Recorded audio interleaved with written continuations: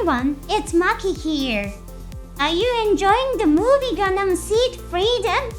It's being released in different countries one by one.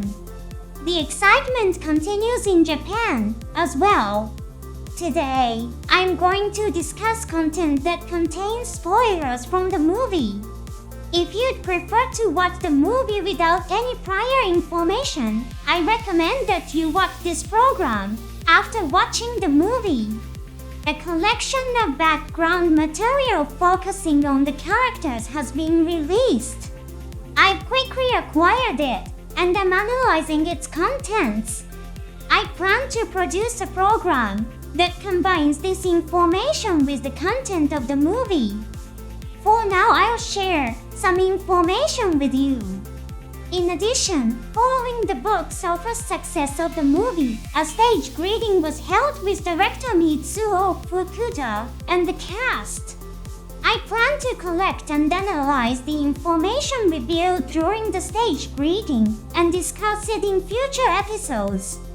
Please hit the subscribe button and stay tuned. Let's start with today's information. A new project called Terminal News has been started on the official X for Gundam Seed. It seems to be a project where the secret organization Terminal reveals information they've gathered to the fans. What could the content of this issue be? The tactics of Captain Ramius. To rescue Lars Klein and stop the attack of the massive beam cannon Requiem, Kira Yamato and others went into space, while Ramius took part in the battle as captain of the battleship Millennium. She displayed remarkable tactics in the battle against the Foundation Kingdom's fleet. The tactics she used included the name of a person who was hostile to Ramius during the First Frontal's Alliance War. Athron says, I'm curious to know what those tactics were. Do you remember what scene this is about? This is the scene where Captain Ramius' line about tactic battle is mentioned. A missile without its engine running is placed in space. When the battleship Millennium enters the enemy fleet's formation, its missile thrusters are activated. This makes it possible to encircle the enemy fleet alone. This tactic was used by Nataro Battle while commanding the battleship Dominion. Data was fed into the missile's autonomous control program, and it was sent into space to attack. The interception by Kira's Freedom Gundam was too late, and the Archangel's air defense system couldn't destroy the overwhelming number and timing of the missile attack. As a result, the Archangel suffered hull damage and lost one of its main cannons, the Gottfried. Mao Ramius, who analyzed this tactic, was surprised by its excellence, as was Murada as well. It's likely that she recorded it as an example of combat technique and named it after Nataro. In the Gundam series, it's sometimes the case that excellent tactics are recorded along with the names of those who executed them. On the Belgado, who appeared in 0083, has his name recorded in the war history textbooks of the Earth Federation Army. Nataro Battle, who anticipated the enemy's actions and executed solo coordinated attacks, made a name for herself in the movies along with her combat technique.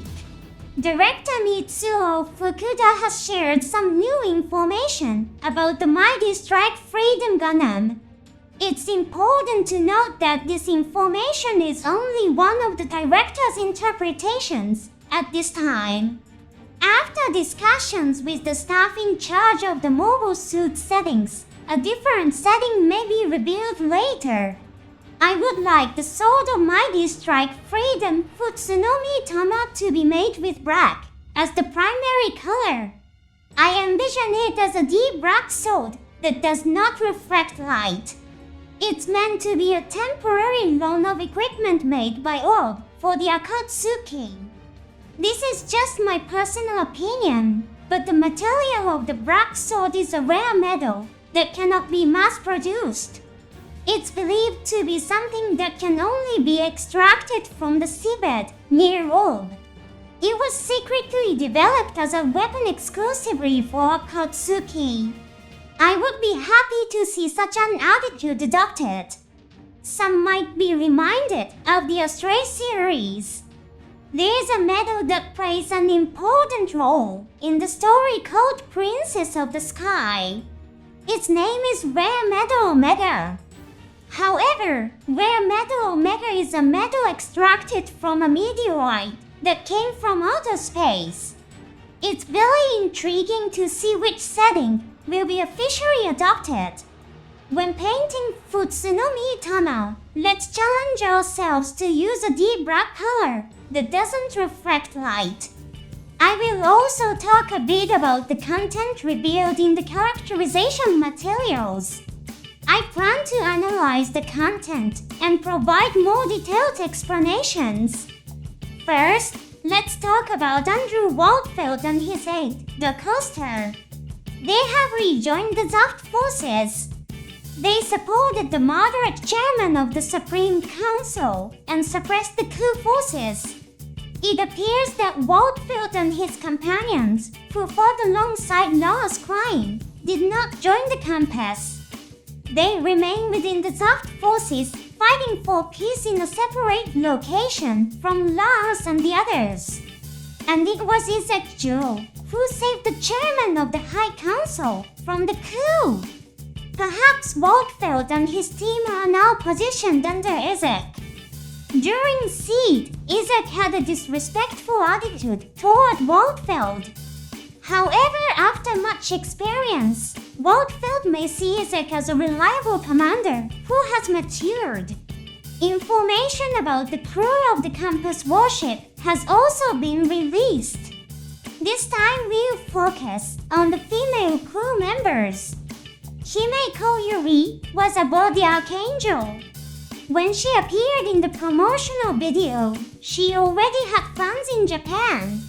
Abby Winter, who was aboard the Minerva during Sea Destiny, is now aboard the Millennium. She's joined by blonde Jamie Thompson brunette Olivia Roscoe and Dorothy Bristol with her striking dark green hair. Their appearances are less frequent compared to the main characters.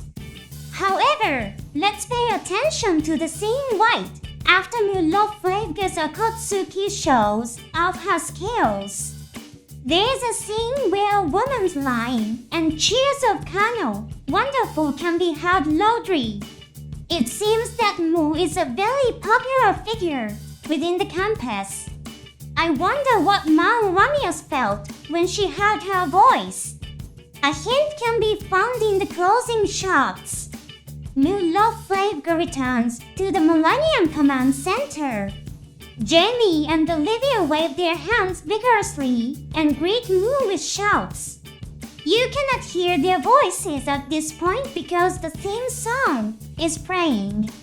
Mara gets up from the captain's chair and hurries over to Mu. In the presence of the Millennium crew, they hug each other joyfully. Mu was monopolized by Mayu. It seems that the female crew members of the Millennium could only watch this scene. It seems that there are still interesting elements hidden in Seed Freedom. I plan to continue analyzing information and discussing it with everyone. See you in the next episode.